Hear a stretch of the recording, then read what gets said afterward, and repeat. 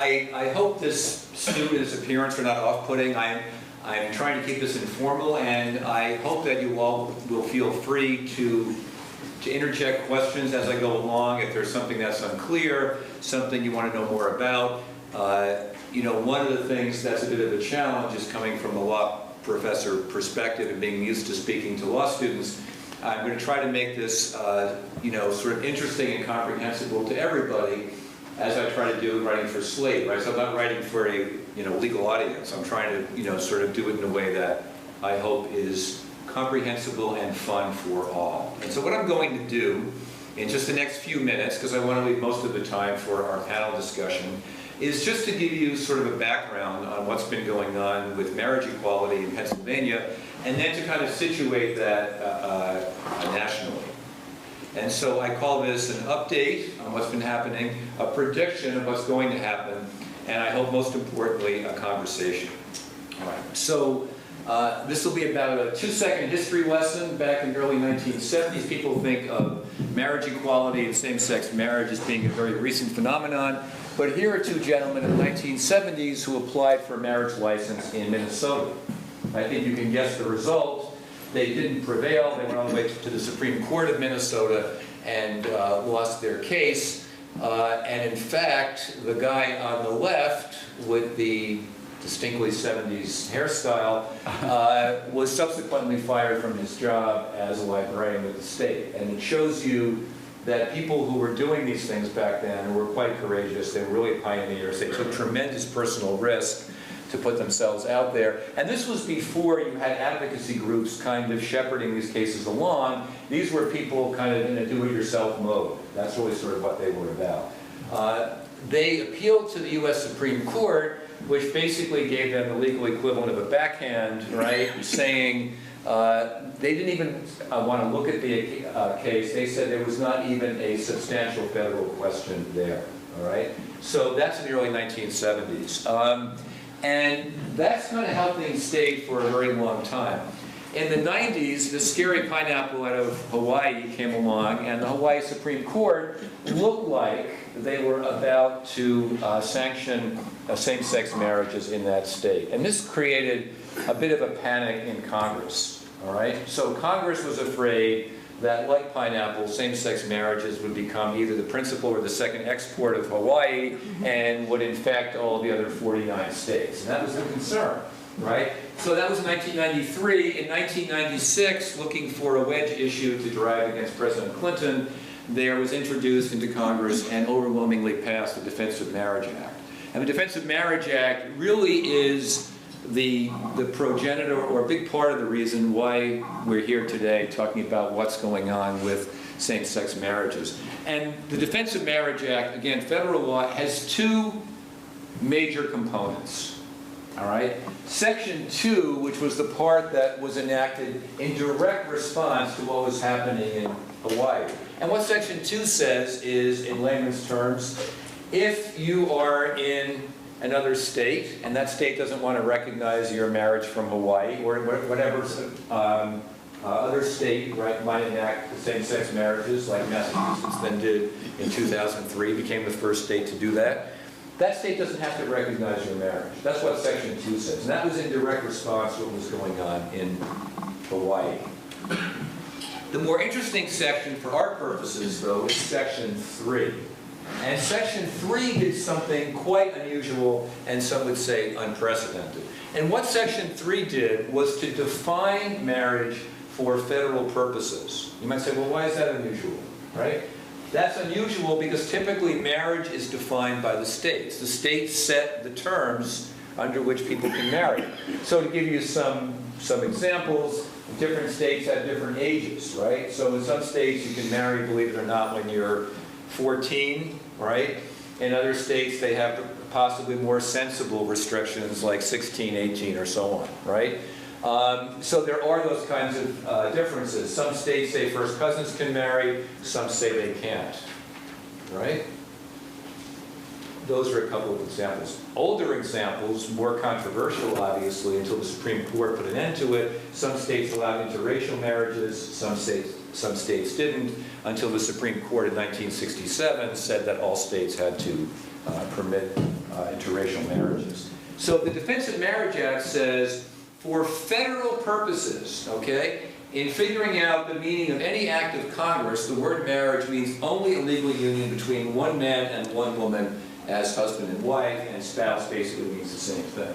Well, why does that matter? A lot of the benefits, I would say most of the benefits that inure to a married couple, right, come from federal law. Okay? So the right to file a joint tax return at the federal level, a huge benefit for some couples there's a marriage penalty, but for others it's a huge benefit, right? Not available to same-sex couples. So what that means is even if you were married in Massachusetts, you were not married for federal purposes. That's what the Defense of Marriage Act, Section 3 said. Okay. And it's important to recognize that we've come a long way since then. So in 1996, you know that guy, right? President Clinton said at that time, I remain opposed to same-sex marriage. So he signed the Defense of Marriage Act, right? Congress passed it. He had to sign it. By the way, even if he vetoed it, they would have passed it anyway. They had basically 3/4 of Congress willing to enact this. But he signed it. All right. 2011, for a few reasons. One is he's no longer in office, but there's been a huge sort of social, legal, cultural evolution in people's ideas about same-sex marriages. He then changes his tune. He's a New Yorker now and says, I believe New York's welcome must include marriage equality. Okay, so this gives you an example of how things have changed. And keep in mind that the Defense of Marriage Act didn't tell states they couldn't allow same-sex marriages. In fact, Massachusetts did just a few years later. Vermont did something called a civil union, which was a clever compromise. At the time, I thought it was bad and a cop-out. In retrospect, I think it was quite clever. All right, gave people time to get used to the idea without calling it marriage. It was the same thing without the name. Right?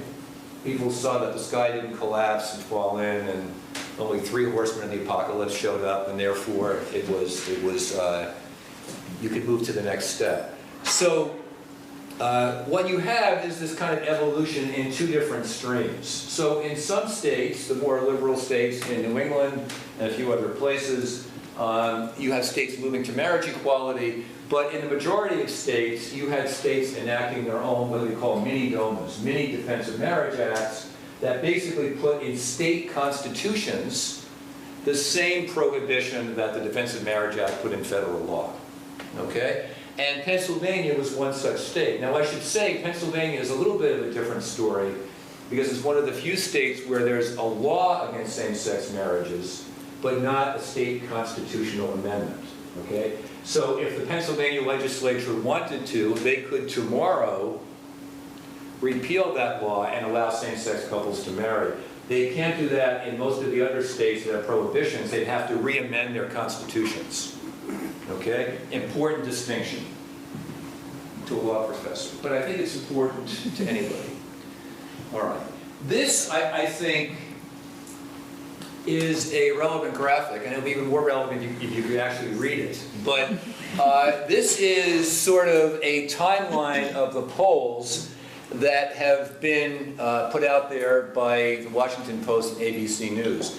And they start back in 2003. And if you can just discern the 2 different lines up there, red, stop, green, go, all right? So back in 2003, you had 55% opposed to same-sex marriages in the poll, and only 37% in favor. And the last poll just came out within the last few weeks, all right, now has basically more than reversed that, okay? So there was a little period in the middle where the 2 sides were kind of vying for supremacy, and then by 2014, you've got almost 60% of people supporting same-sex marriages, and only 34% opposing them. It is a huge tidal shift. And if you drill down into the numbers, into the demographics of it, it's even more astonishing, all right? More than party affiliation, right? The biggest predictor of whether someone is going to be in favor of same-sex marriages or against it is simply age.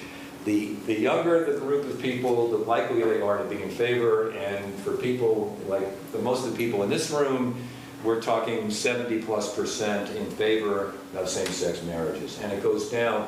But at this point, I believe even people 65 and over, I think this is true. By now, a narrow majority still supports it, all right?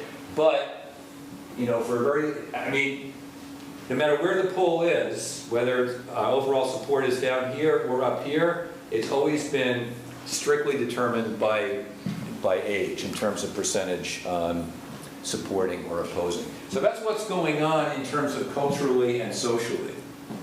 The thing that's going on legally that I want to spend a couple of minutes talking about, but not long, is the Windsor case. And there's Edie Windsor. It was delightful. There was a great profile of her in the New Yorker about 2 months ago, which I really recommend. And so she and her wife, all right, they're married in Canada. There's initially some squabble about, because they were married before New York recognized their marriages, but it was pretty well conceded that New York recognized their marriages, so for New York's purposes, they were married. But not for federal purposes, because of the Defense of Marriage Act. Her partner of, I don't know, 1 million years, right, and her spouse of just a couple of years then dies via fire. Edie Windsor is stuck with an estate tax bill of $363,000. Okay? Had she been, she was legally married, right, in New York State. Had she been married to a man, her tax bill would have been, let me figure this out, 0. All right? So 0 would have been the bill because there's an exemption, right? When it's your spouse who dies, you don't pay the estate tax. The estate tax doesn't get paid until the second spouse dies. Okay? So she is on the hook for $363,000. Just, you know, this doesn't strike her as fair. She goes into one of the advocacy organizations and says, will you take my case? They agree to take it. And there's a great quote from her. And her case, a lot of these cases that are challenging the Defense of Marriage Act on constitutional grounds are percolating up through the courts. This is the one that the U.S. Supreme Court cherry picks out of the group and decides it's going to hear. The Supreme Court doesn't have to hear any of these cases, but there were starting to be conflicting decisions in various federal courts. The Supreme Court really felt like it had to jump in and do something to resolve the conflict. They take the case, it goes all the way to the U.S. Supreme Court, and last June, at the end of June, the very last day of the term, the Supreme Court issues its decision in United States versus Windsor. And they strike down Section 3 of the Defense of Marriage Act. Remember, Section 3 is the section that says your marriage doesn't count for federal purposes. That's the only section that was challenged. You can do this, right? You don't have to challenge a whole statute. You can surgically separate out what part of the statute you think is constitutionally objectionable, and you can challenge that. That's what she did. 5-4 decision, she prevails. And Justice Kennedy, writing for the majority, says, you know, there's something weird about the Defense of Marriage Act. All right? The feds pretty much leave the states alone to decide for themselves what marriage is. All right? And I'm not deciding this on the grounds that the feds exceeded their authority, but it does make us suspicious that they reached into state law and defined marriage, right? Really makes us think that there was something going on here that really belies the justifications that Congress gave at the time the Defense of Marriage Act was put into place. And what he says is this really was born of animus towards same-sex couples. And he said that the federal law interfered with the decisions of the sovereign states to allow same-sex marriages and to confer on couples, quote, a dignity and status of immense import. All right? Now keep in mind, all Windsor does, by its terms, is declare one particular section of one federal law to be unconstitutional, right? It doesn't say that any state has to recognize same-sex marriages. It doesn't say that. Right? And in fact, Justice Kennedy talks a lot about how unprecedented it was for the federal government, right, to disrespect the state. So you might say, well, if it's at the state level where those decisions get made, then Windsor has no application there. You might think so. It's turned out exactly the opposite, right? The decision, even though it really is about, on its legal technical terms, even though it's really just about the Defense of Marriage Act, Section 3, it's written in such broad and sweeping language that it's very clear that Justice, to me, and to anybody reading the decision, it's pretty clear that he was setting the table for a broader decision, talking consistently about the equality and dignity of same-sex couples. There's a dissent by Justice Scalia where he says, now we just have to wait for the other shoe to drop. The majority has basically told us that it's ready to grant same-sex marriages. And what he does is say, you know, you could use the language in this decision. You just change federal government to states, and this would apply equally well. Since Windsor, which again, not even a year has gone by, all right? This was last summer. I was driving through Portugal.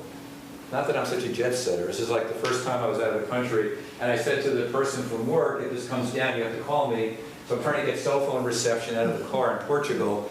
And she says they struck it down. Since then, more than 30 judges have agreed that the state law bans of same-sex marriages violate the federal Constitution. Okay? So you have challenges in almost every state that still has a constitutional ban on same-sex marriages. And it's still over half the states, by the way. So you think this battle is won if you're an advocate of same-sex marriage.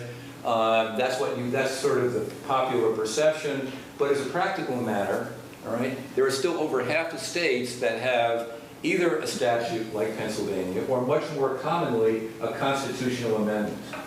Okay? And these amendments bar same-sex marriages. Courts in, I don't know, something like 15 states at this point, right, it's being litigated. All of the decisions, 17 courts, have said that the LGBT plaintiffs prevail. Most of these are marriage cases, but not all of them. There are a few cases on other issues where the court has also relied on the sweeping statements about the dignity and status of LGBT people and couples. But most of these are marriage cases. Okay? So it looks pretty clear, and the more of these decisions there are, the harder it is for a judge on the other side to disregard all of that. There's a tremendous amount of ballast, a tremendous amount of weight that now attaches to these decisions. Now what they basically have said is, you know, there's no reason in the logic and the language of Windsor to limit the holding to federal law. That same-sex couples' dignity is implicated in all of these cases, and the state has no real counter-argument. Okay? And the longer these cases have gone on, the arguments against same-sex marriages have had less and less traction in courts. Now, it's an interesting case that wrapped up last week in Michigan, where they actually had a trial. Most of these cases have been decided on summary judgment, on the papers, without having a trial. Michigan, there was a trial, and a lot of it was about whether same-sex marriages were harmful to children. And that was sort of a battle of the experts on that issue. And a decision should be forthcoming soon. Okay, so I finally get to the ostensible topic for the day, which is where are we in Pennsylvania? And I've done a lot of talking, writing, speaking about Pennsylvania because it certainly is the most interesting of the states, just in terms of where we are. And there are these 4 cases that are worth, I don't know, 1 minute and 30 seconds each, so I leave plenty of time for other panelists. So Whitewood against Wolf was filed last summer. This is what I would call the sort of standard issue case. This case, filed in the Middle District of Pennsylvania, state capital in Harrisburg, basically says that the Pennsylvania law that doesn't recognize same-sex marriages violates the federal Constitution, the federal guarantee of equal protection under the law and due process of law. Right? Due process basically, in the sense of fundamental right to marry, that should attach to gay and lesbian couples as well as straight couples. That's what we're against. Well, that case is scheduled to go to trial in June in Harrisburg. If I had to guess, I would say there's a pretty good chance the court will resolve the case once the summary judgment, which is basically summary judgment says, you don't need to have a trial, the issues are clear, you can just decide this on the papers. My guess is it'll be decided in summary judgment, but we could have a trial in June. Palladino against Corbett, one of our panelists is the other half of the Palladino couple, right? Isabel Barker, right? They are the only couple in this suit. This is a much more surgical attack. This is also in federal court, but it's in federal court here in, not quite here, next door in Philadelphia, right? And this challenges only the part of the Pennsylvania law that doesn't recognize same-sex marriages from other states. It's all it challenges. So it doesn't say Pennsylvania, you have to issue your own same-sex marriage licenses, but you have to recognize our marriage from Massachusetts, which was valid when entered into in that state in 2005. And during the kind of back and forth part of the conversation, I'll talk a little bit more with Isabel about her case. Haynes against Pennsylvania Health Department. This is the case of Bruce Haynes in Montgomery County, who was giving out marriage licenses to same-sex couples. He was ordered to cease and desist. He's appealing to the Pennsylvania Supreme Court. I don't think he's got a very strong case because the court is not going to address the constitutionality, I don't think they will, the constitutionality of the underlying prohibition against same-sex marriages. They're going to look at what the limits of his authority are under existing state law. The interesting offshoot of that is Ballin against Corbett. Ballin against Corbett is a case where the folks that got marriage licenses, there was a window of time where the marriage licenses were being given out in Montgomery County. Some people got marriage licenses, and some people, like one of our panelists, Ken Oakes, had his marriage solemnized. He's married, but are those licenses valid? Not clear. Not legally clear. Ken is not a plaintiff on that case, but there is a raft of plaintiffs who have joined in sort of a class to say our marriages should be recognized under Pennsylvania law. The only way to do that is to declare that the State Defense of Marriage Act is unconstitutional. The one interesting thing I'll add to that, and this is only for law geeks, but maybe you'll find it interesting anyway, is that in any other state, except for like Indiana and a couple of others, where the prohibition on same-sex marriages is in the state constitution, right? Then the only trump card is the federal constitution. And that's pretty much why those first two cases have been brought in federal court under the U.S. Constitution. Ballin against Corbett, one of the arguments is that the Pennsylvania law prohibiting same-sex marriages violates the Pennsylvania state constitution. So you could have a situation, if that case got resolved early, that the statute would be declared unconstitutional under Pennsylvania law, and we wouldn't get to the federal claims, but the effect would be that all of the other people would win because the Pennsylvania Supreme Court would have struck down the state law under the Pennsylvania Constitution. Complicated, but possible. Okay, where are we legally today? And again, this is just sort of summary. Full marriage equality has now come to 17 states, plus DC. There are still 4 states which have these civil union domestic partnership animals, which purport to give all the rights, benefits, and obligations of marriage, except for the name. Okay, we still have 4 such states: Nevada, Colorado, Oregon, and a state I'll probably remember in a minute. But there are still more than half the states that don't have relationship recognition. Those are the cases that are moving through the courts, and I'm not at all confident that I'll be able to click on this, but you see how that's in blue? Mm-hmm. That's supposed to indicate, it's not going to work. I was going to show you, if you go to freedomtomarry.org, you will see a list of all the cases being litigated. I just wanted to show you that because it's dramatic. I mean, basically, in almost every state where there's still a ban on same-sex marriages, you've got litigation challenging it, and some of these are now at the federal appellate court level. it's only going to be a matter of, I would think, 2 years, 3 at the absolute most, before the Supreme Court is going to have to consider that issue again.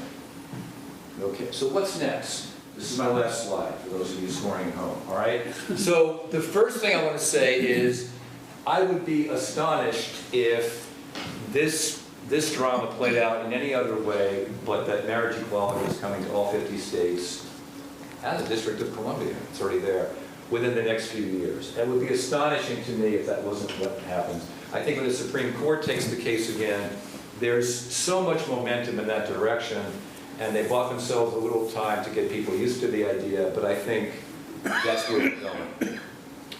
What I think is interesting, and we can talk more about this in the question and answer if we have any time, is where I think the next battle is going to be fought. In fact, it's already being fought before victory's even been achieved on marriage equality. And this is the right or non-right of people to opt out. Let me explain what I mean. Okay? Same-sex couple getting married, they call up a photographer or they go into a photography studio and say, will you please take pictures of our wedding? And they say, no. Right? Now, in some states, a majority of states, there's no legal protection under anti-discrimination laws in places of public accommodation based on sexual orientation. So what that says is they can already do this. They can already say no. If state, believe it or not, state doesn't have an anti-discrimination law, right? Or anyone could walk into a bakery and if you're wearing a rainbow flag and they think you're gay, they don't have to serve you. And there's nothing in the law, there is in Philadelphia, but there's nothing in the law in Pennsylvania, there's nothing in federal law that protects on the basis of sexual orientation. There are plenty of states, though, that have anti-discrimination laws, right? So in New Mexico, where the photography case took place, even though there was no same-sex marriage in Pennsylvania, in New Mexico at the time, right? You couldn't discriminate based on sexual orientation. Couple says, you just did. You wouldn't take our pictures. It goes all the way to the New Mexico Supreme Court. New Mexico Supreme Court says the anti-discrimination law trumps your religious freedom. This is a neutral law. It applies to everybody. You have your place open for business. It's got to be open to everyone. End of story. They now have a petition with the United States Supreme Court to consider the case. Or what about a county clerk whose religious beliefs say, I don't want to issue that license. I don't want to write out that license. You might say, well, you're a state employee. That's your job. Right? But they might say, they might push for a law that says if you have a strong religious exemption, they are pushing for these laws. That person can step aside and let somebody else in the office issue the marriage license. These are the battles that are going to be fought in the next forever, but at least the next 5 to 10 years. All right? And I think they're very interesting because they bring up two very important values, right? Equality, on the one hand, and dignity of the same-sex couple. On the other hand, religious liberty. And in some cases, like the photography case, there are even these arguments about freedom of expression, that photography is an expressive medium, and that people should get to make choices about how they express their artistic interests. So I will stop, and Father Calderon will now speak, I think, right? And then we'll have our panel discussion. Okay. So thank you. All right, thanks. You didn't use a mic, did you? What's that? You didn't use a mic? No. Okay. I just yelled. When I first heard about the panel, and I said it's same-sex marriage and you want the church's teaching, I said, well, there isn't any, so that's in that. So then I was asked, well, why don't you say something about pastoral approach? So within the church, there's a whole lot of teachings. There's what we have in the Creed, I believe in God, I believe in Jesus Christ and Mary, the Trinity. And then the second most important teaching in the church is you must follow your conscience. It's in your conscience that you're made in God's image and likeness. So that's a church teaching. And all the tertiary teachings have to do with moral issues. And a dogma is different from a teaching. That's another thing. If you go online and try to figure that out, even the people that have written articles and books on dogma, doctrine, and teaching aren't in agreement exactly. Each person has their own definition, it seems. But the idea comes out again that there's a hierarchy, and some things are more important than others. So if the church teaches you shouldn't eat meat on Friday in Lent, yeah, that's a teaching. The church teaches Jesus is human and divine, that's a teaching too. Certainly wouldn't be considered equal. So when it comes to dealing with all our moral issues, we have to follow our conscience based on the dogma that we believe, if we're going to be overt members of this organization that believes in that dogma. But the tertiary teachings are that. They're tertiary. Now, along the way, we're helped. We're given theologians, and then the official teachers of the institution are the bishops, or the hierarchy.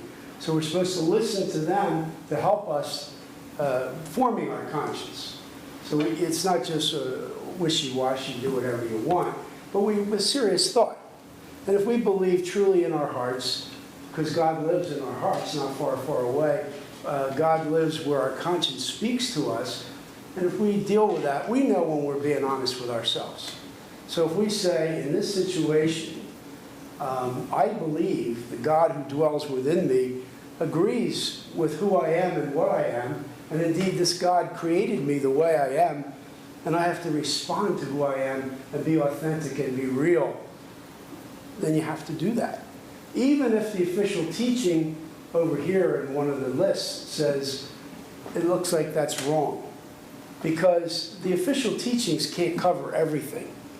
Even in the traditional theology, there were a couple of, I guess I would call them loopholes. St. Thomas Aquinas had one. He had a Greek word called epikeia, and it meant if the lawgiver, the person who made the law, knew about this particular case right here, the lawgiver would say, that doesn't count because that's not what I made the law for.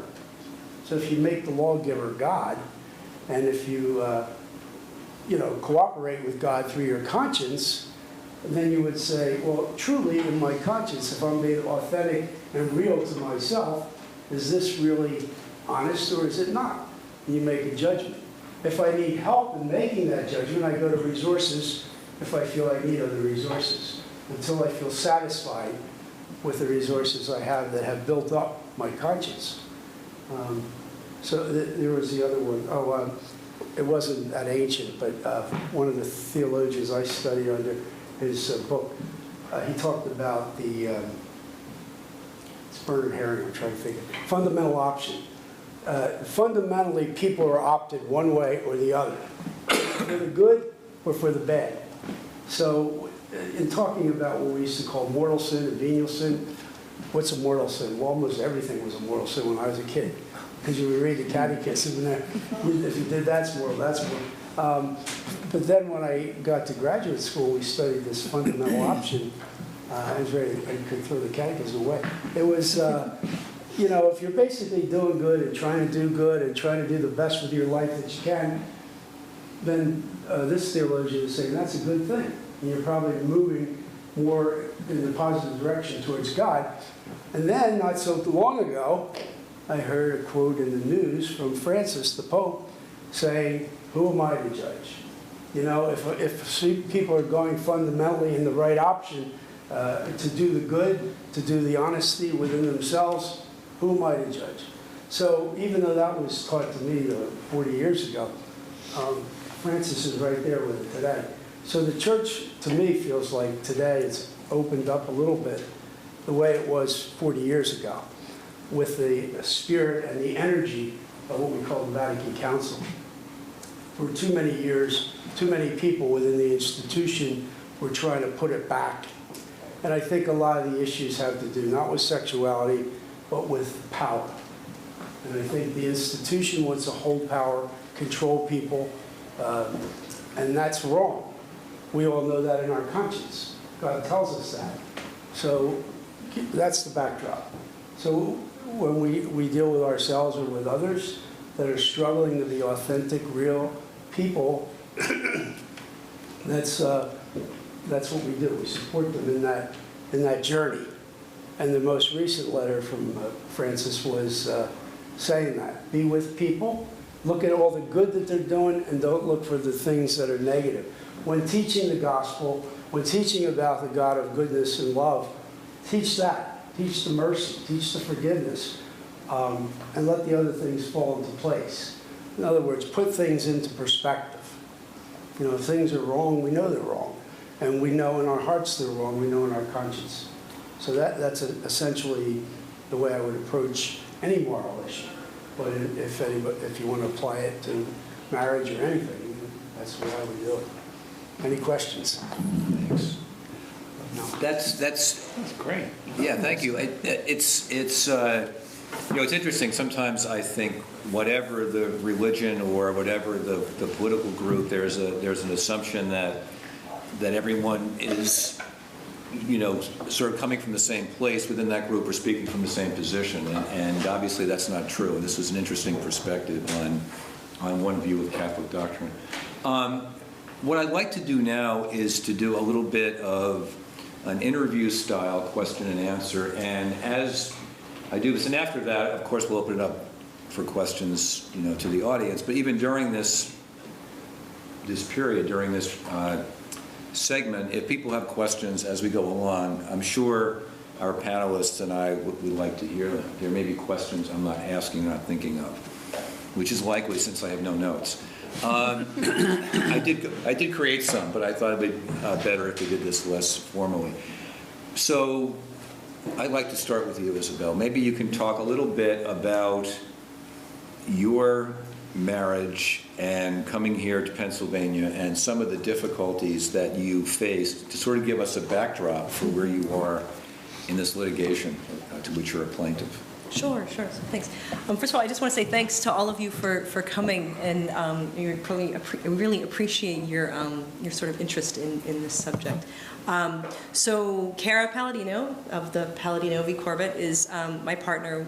We've been together for 16 years, and in that time we have lived a fully committed relationship with one another. We have built a life together. We've sort of done the whole process of developing careers, figuring out job stuff, figuring out where we were going to live, figuring out different types of dealing with graduate school and so forth. We lived in Massachusetts from 2004 to 2005, and in that time we'd already been together for a number of years, and marriage had become legal, same-sex marriage had become legal in Massachusetts, so we wanted to jump on the opportunity to sort of solidify our relationship and gain all of the benefits that you get with that. In particular, at that point, I was able to get onto Cara's health insurance, which was a great boon, and so that was, again, sort of one material benefit of being married to being legally married to Cara at that point. I got a job at Bryn Mawr College in 2005, which is why we ended up relocating to Pennsylvania.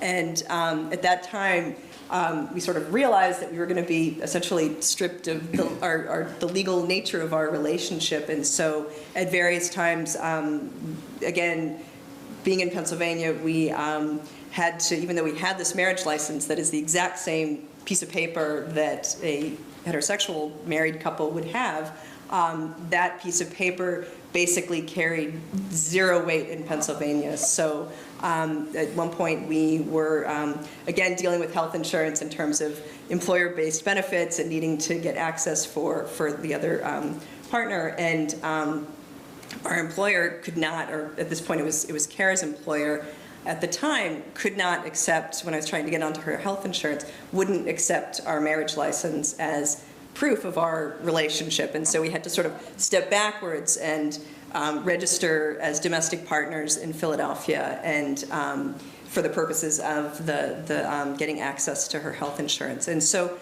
since then, I mean, we are really boring, like we have a very sort of boring domestic life. As I said, we've figured out our career stuff together. We, bought a house together.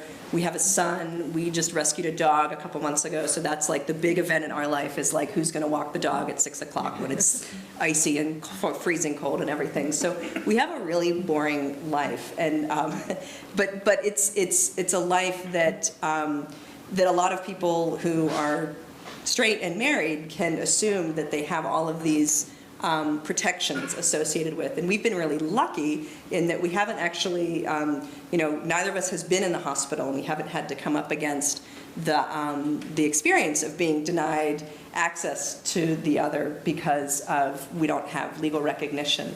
I think the place where it's been sort of, in addition to the health insurance, frustration with our marriage certificate not being recognized or, not being treated equally. When I had our son 5 years ago, we had to go through a whole process of adoption, which was a very lengthy and very costly process. And just to, again, legally cement Kara's right to be the legal parent of our son, who, again, for all intents and purposes, I think about this a lot. We are very close with our extended families, and our families view us as exactly like everybody else in terms of cousins and aunts and uncles and so on and so forth. And, we're very fortunate. We work for an employer who absolutely recognizes us as essentially a married couple. Our neighbors, the teachers in our son's school, really all of our communities recognize us as living the life of a married couple. And so it's really been interesting to me to, again, have this marriage certificate from one state, but not have it mean anything in the state that we've lived in for almost 9 years now. Thanks. So I'll just go down the row, and I think I'd like to ask Jessica sort of a different kind of a question, which is, from your perspective, being our representative of the 20-somethings, I guess, do you see this as being as big of an issue for people that you know and people you sort of grew up with? Is this something that is discussed, or is this as a big issue, or is this just something that's like, can we please move on? I mean, how does it feel to you about the whole marriage issue? I know legally you have no rights. Yeah. but just in terms of the conversation about sort of gay relationships and gay identity and those sorts of issues, I'm just wondering if demographics kind of reflect your reality. It's sort of a mixed bag. On the one side, I have a lot of friends who are in committed relationships. I myself am in a committed relationship. And there's always these questions that come up, like, should we want to get married? Should we want to buy a home together? Any of that stuff, we have to jump through all of these extra hurdles to do the same things that everyone else sort of takes for granted. So I think that constant awareness of those types of things certainly makes it an issue amongst sort of people in my generation, in my age group.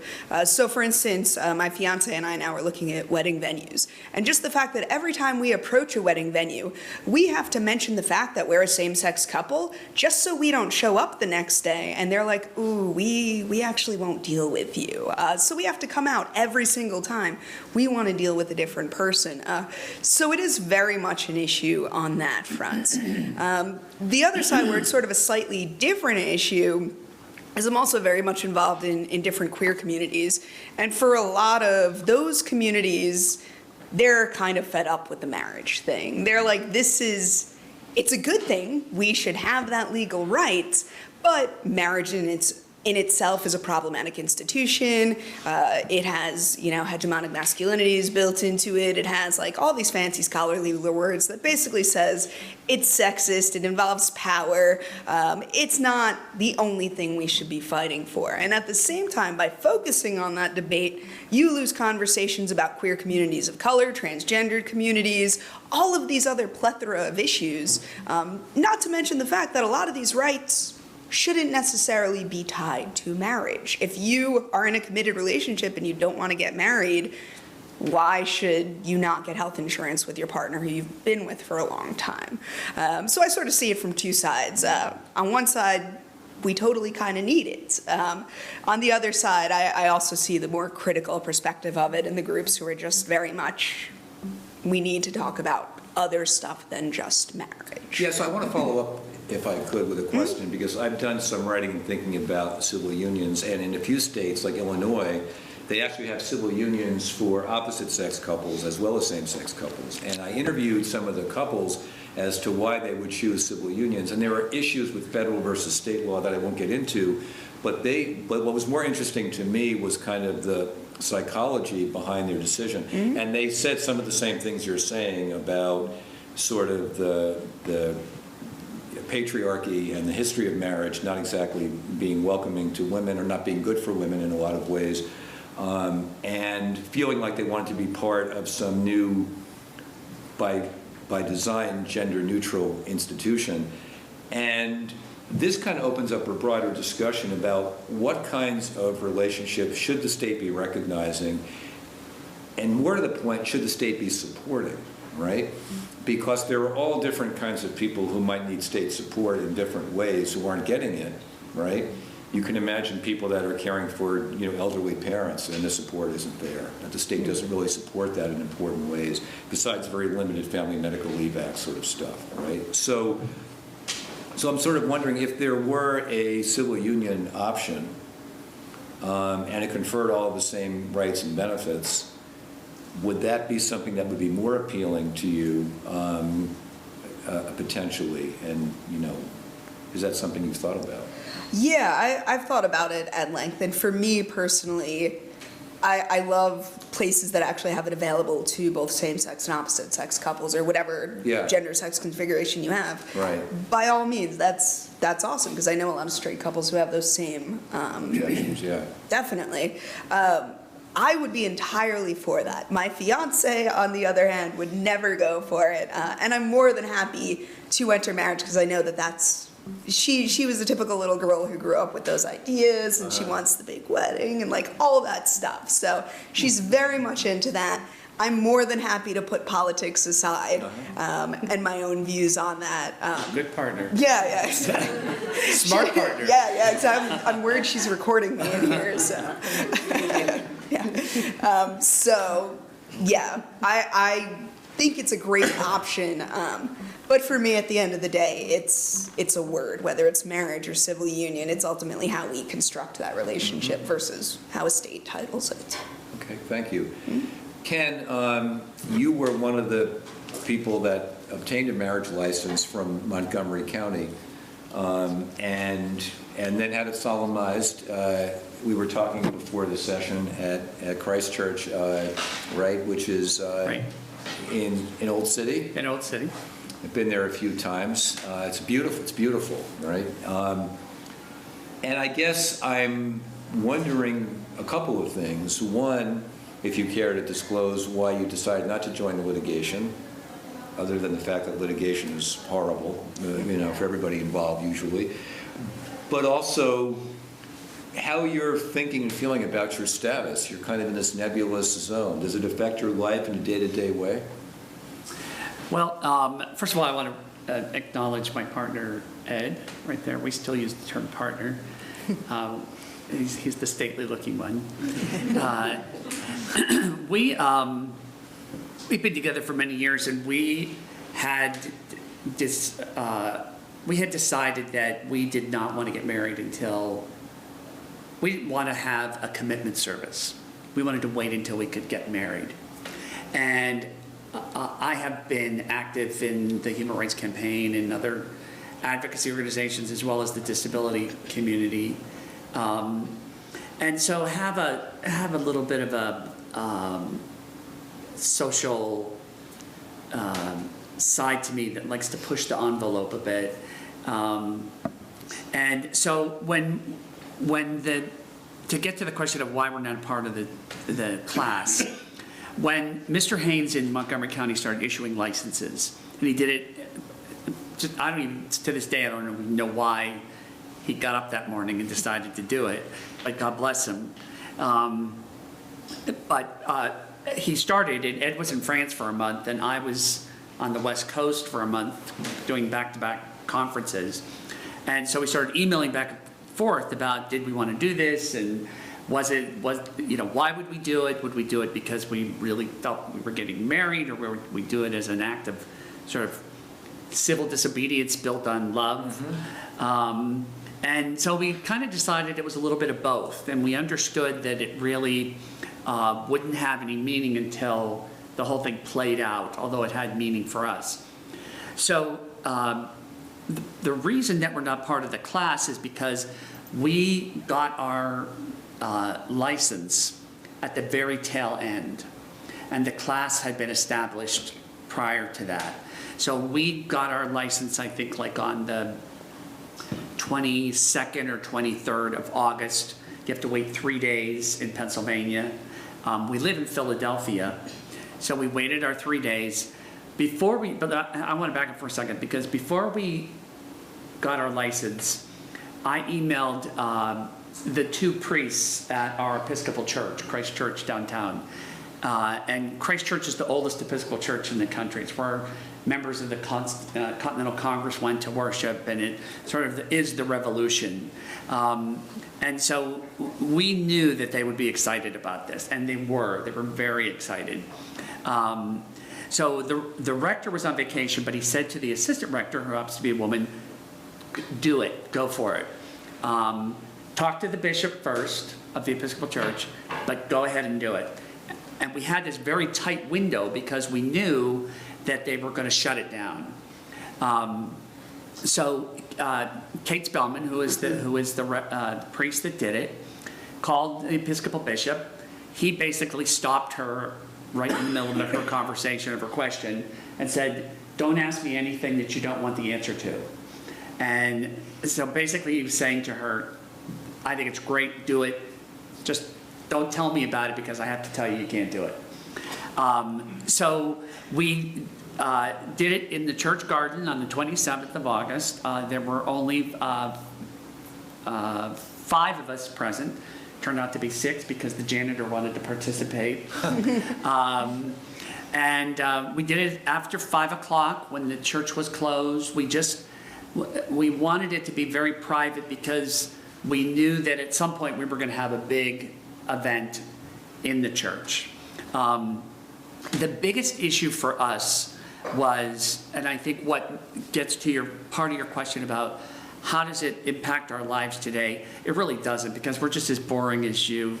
And that's what I think is so funny about people who have so many concerns about gay people.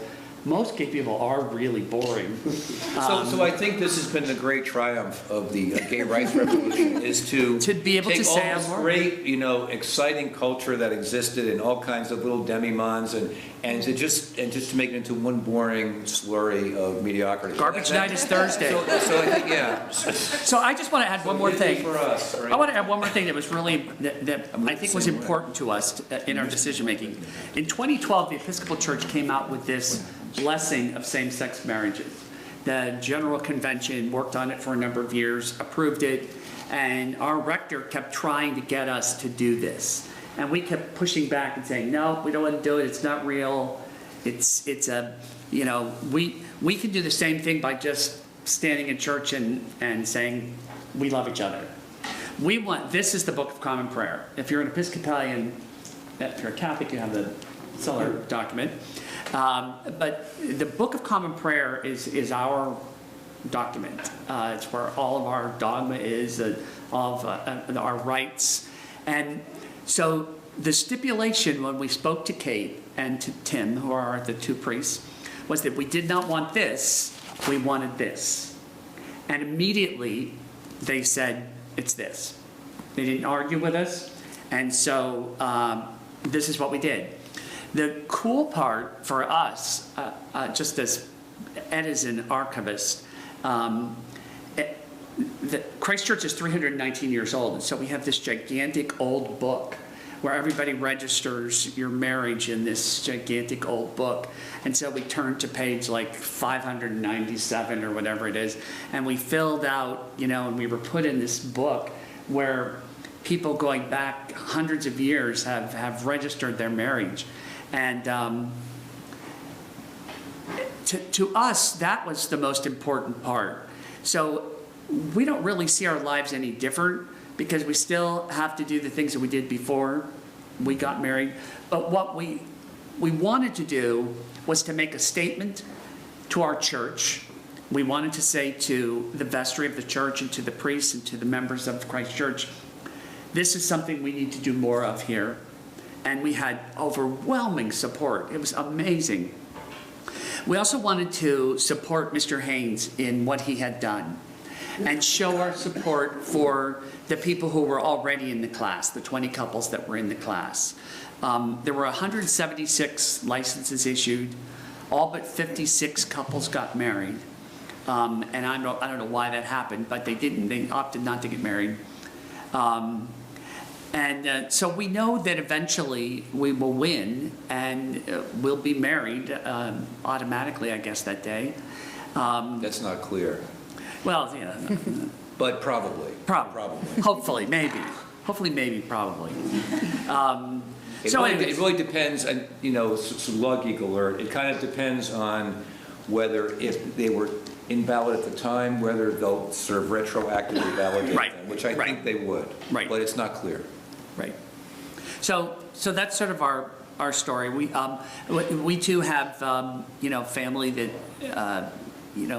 we take care of our parents. We babysit. We do all the things that, we shovel snow for the old people in the neighborhood, even though I'm one of the old people in the neighborhood.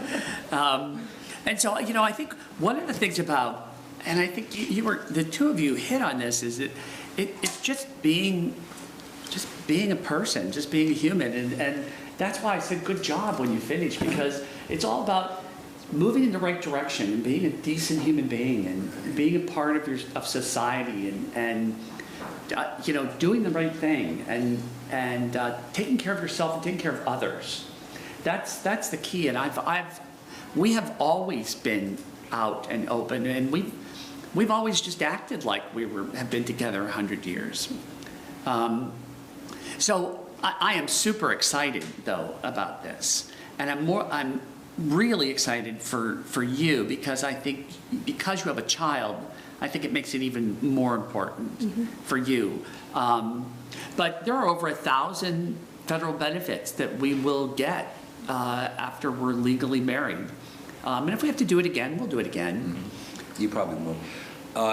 One of the things that Justice Kennedy wrote, or that he said, I should say, during the oral argument to one of the cases, the Proposition 8 case, which I didn't discuss, and the Defense of Marriage Act case, were basically heard on consecutive days, was he was wondering about the voices of the children of same-sex parents, because there's a lot of concern expressed about, what will happen to children raised by same-sex couples, and he sort of turned it on his head and said, well, what about what's happening to them now, where they're in these families where their parents' legal relationship isn't recognized? And it was clear from the context that he was speaking not about the legal rights, but about the kind of dignitary sort of insult that's visited on the children, kind of derivatively, when the parents' marriages are not recognized. And I think that's why a lot of people are confident that he will similarly provide the fifth vote for a more sweeping declaration of marriage. He's sort of a Thurgood Marshall of gay rights, which is weird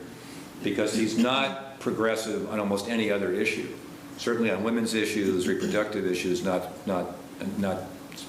so progressive.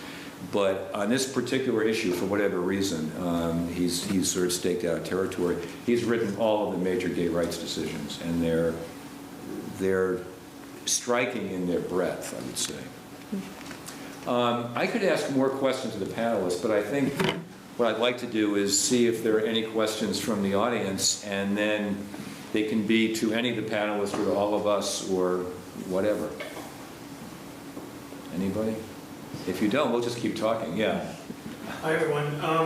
I'm really interested in the defendants of these cases. I should know the answer to this, but I could understand Corbett being a defendant, but how did the Department of, the Department of Health become a defendant? Because they issue the marriage licenses. And in fact, I wrote a piece about this a while ago, because in Massachusetts, which was the first state to allow same-sex marriages, it was a Goodrich versus Department of Public Health. And it's interesting when you think about these cases from a public health and policy point of view. So the defendants are the ones that are refusing to issue the marriage licenses.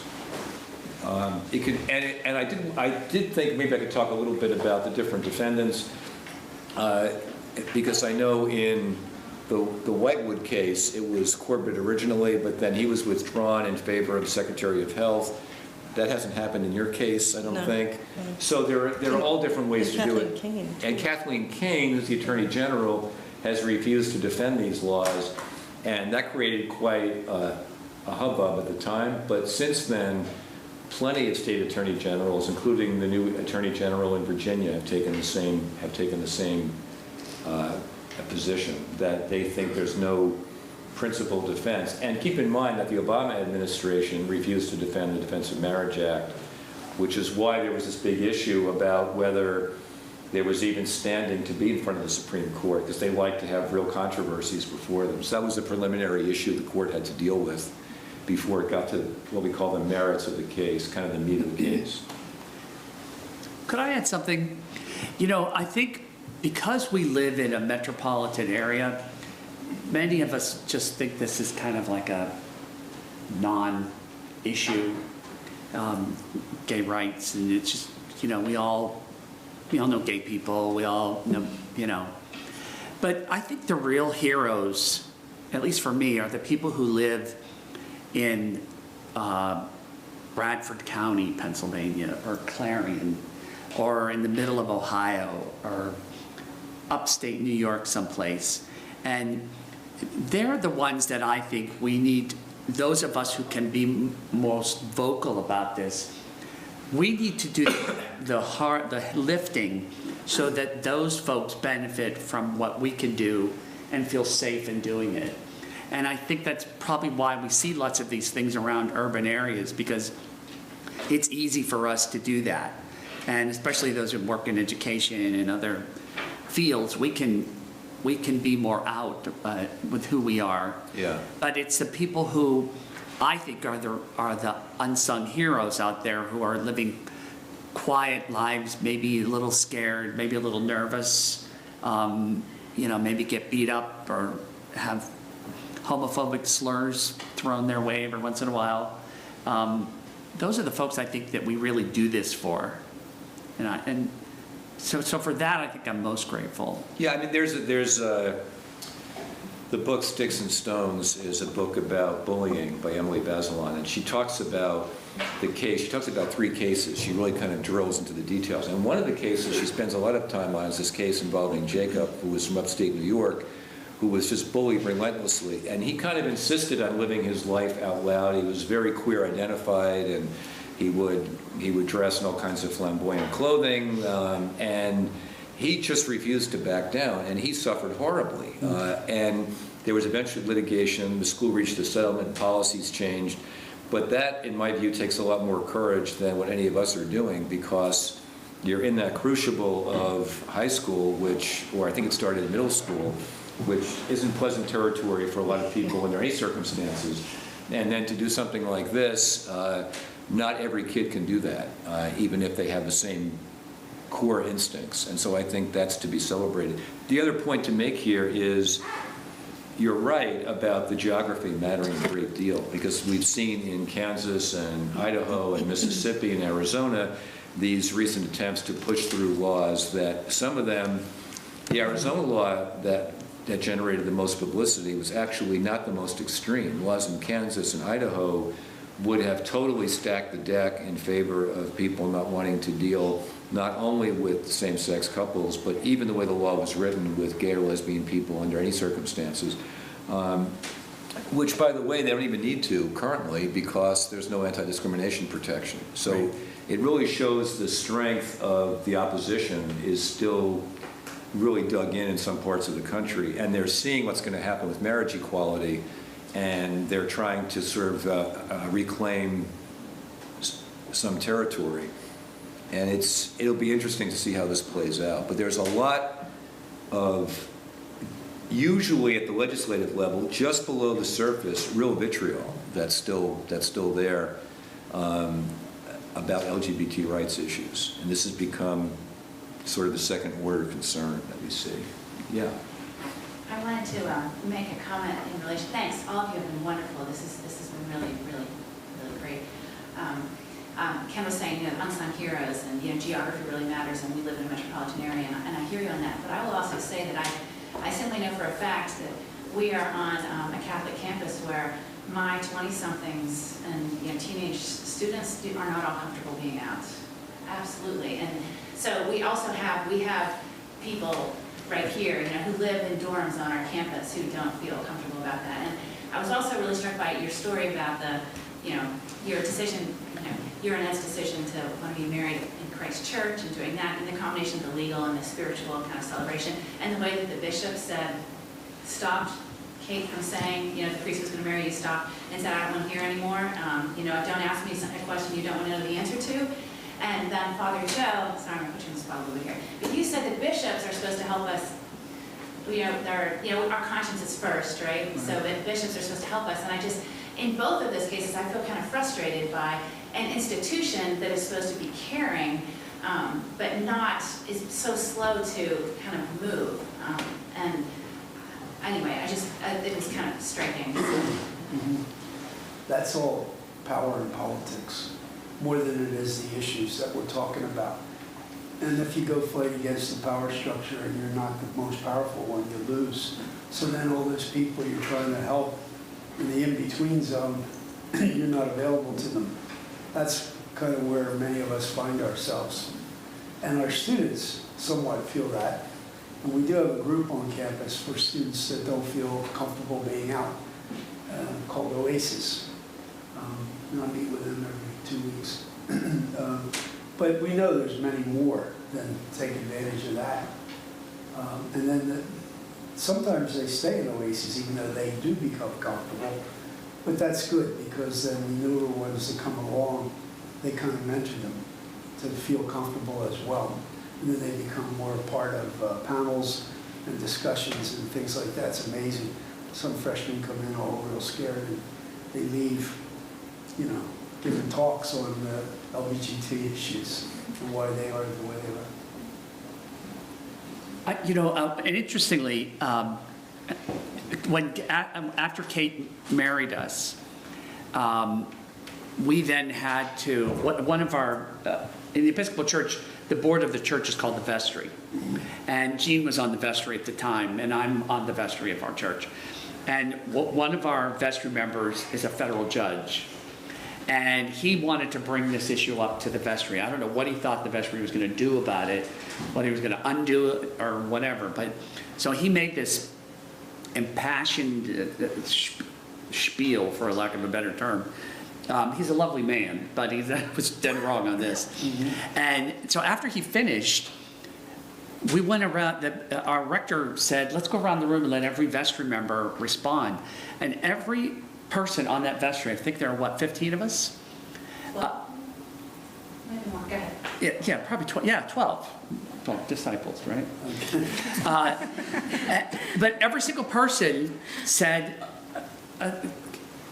way to go. Great Kate, great Ken.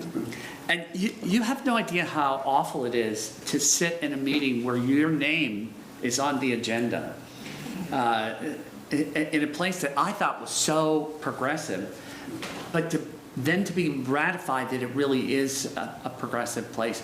And the other thing I want to say is that regarding the bishop, after Kate did this, Kate had to turn herself in to the bishop because she actually broke canon law, and so she had to turn herself in. So she wrote a letter to the bishop, hand-delivered it, and then called and said, did you get my letter? And he said, yes, I put it in the file. And she said, it's in my personnel file, and he said, it's in a different file. And I think what he meant was he put it in the trash.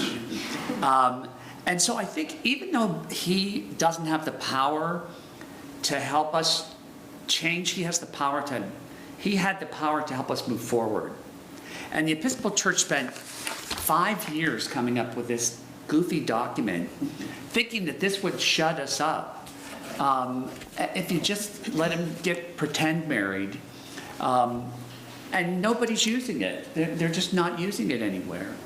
One of the things that, and I think this sort of maybe follows up on your point, I've spoken to this woman that I know who got married after years of not being able to, and said she was always surprised at how much the legal marriage moved her, he said, in a way that she didn't think that it would. And she said just the idea that the state actually recognized us as a couple after all this time, she said, I don't really think of the law. You would think of the solemnization, the church or mosque, whatever your spiritual thing is, would be the thing that would do that.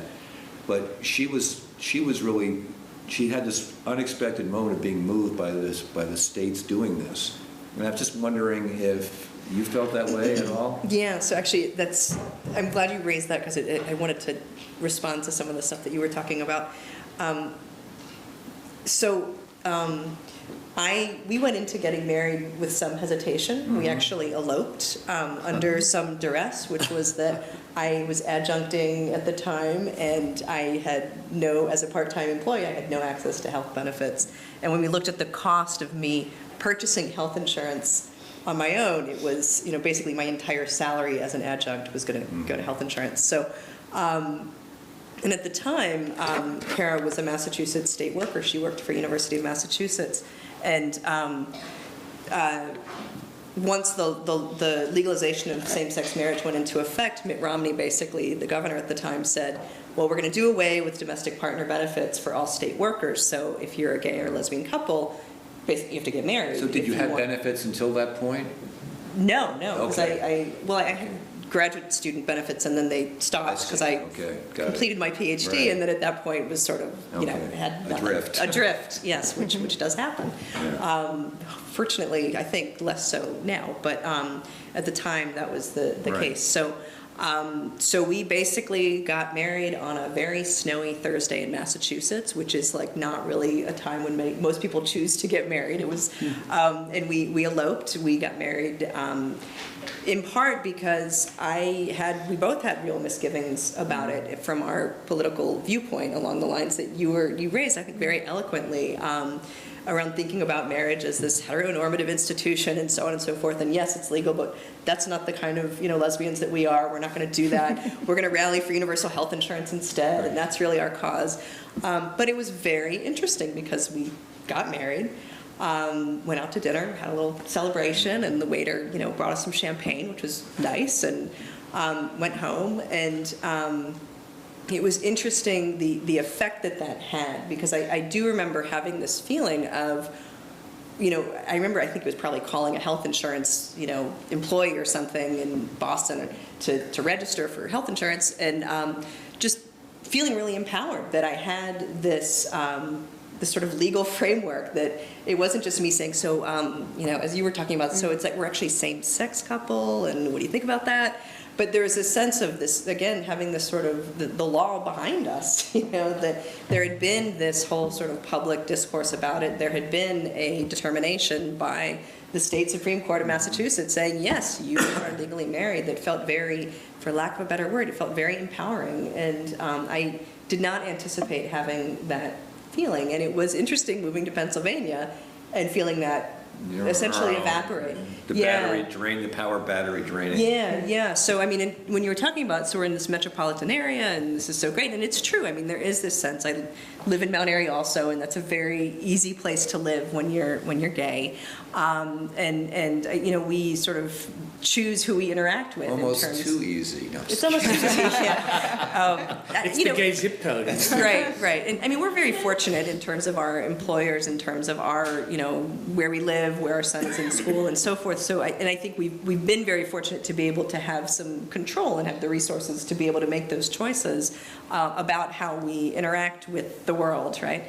But, it's true that we all have to deal with, any number of bureaucrats in terms of dealing with the things that life spins out. And I think that's where, again, living in Pennsylvania feels very different, that I think, and there is that kind of sense of how are you going to react to this, and not having that protection that I think the protection of our relationship that I think we did experience in Massachusetts. Right. So I just want to make a quick comment. I talk about the heroes. I personally, I was moved by the religious ceremony more than I thought it would be. But the real time I was moved was when we went to Norristown, we went to Montgomery County, and these people it was like we were any other person in the world walking in, very matter-of-factly asking the questions. They hadn't completed, the form still said male, female, or husband and wife, and he said, well, I've changed this. But these are real heroes too, because they receive so much press coverage and publicity. I mean, when this first happened, there were cameras, and they had to walk through all these news things. And I thought, these people are really, really wonderful people. They're just going in and doing their job, but they're receiving all this publicity. And I walked out of there so proud of those people, because they're the ones, the unnamed people, Right. like the secretaries, the clerks, that are doing something that is really, really monumental. Interestingly, we had to walk through a metal detector to get into the Register of Wills office. Well, you're dangerous people. It was right out. I was right outside the door, and it was really to keep people who were crazy out because they were fearful. Oh, The interesting. people, it was right outside the door to the Clerk of Wills office, and to me that was shocking, but real. If there are any other questions, we'll take them.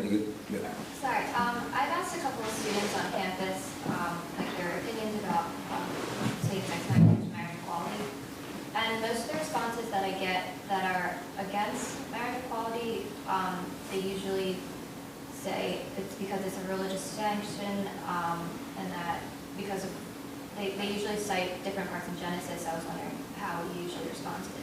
So, The typical answer I get. so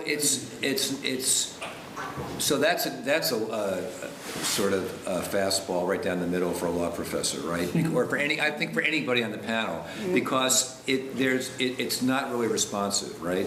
It's about what the state is doing. Now, that isn't to say that there aren't arguments against marriage equality, which we could have, right? But to say that whatever the Bible says, I mean, it's one thing to say you have the right to express and practice your religion. It's another thing to say that because of this particular worldview, that the state should be disqualifying an entire class of people on religious principles. That really is an establishment of religion problem. That is the best response. Now, people's views can be informed by that. That could be their reason for being against the idea of it, but it's not a good argument against the state's recognition of it. That's how I would respond to that. I mean, Okay. my whole thing with that is, it always sort of blows my mind because, fine, I understand that there are a multitude of religions that prohibit gay marriage. But if I'm Jewish, I also can't go into a Catholic church and get married. If I'm not a member of that parish, I may not be able to get married. They have the right to not give me that spiritual ceremony. That has nothing to do with the legalities of it, like nothing at all. And honestly, I don't think, or I would say there's a fair number of sort of gay folks that wouldn't want to get married in a religion that doesn't accept them, you know? I'll go to a religion that will. I'm fine with that. So it's just one of those arguments that, okay, that's good for you, but I'm not asking you to marry me. I'm asking the state to do this. Yeah, the other thing that occurs to me is you want religion to be respected. And the problem with the argument that they're making, or the point that they're making, is that there are lots of religions and lots of views. And some religions are in favor of same-sex marriages, and some are opposed to it. And if you really want to respect religious belief in the broadest sense of the word, right, then the state shouldn't get involved in choosing sides in favor of one religion or the other, unless there's a separate secular reason for doing it, which again are the things we could debate.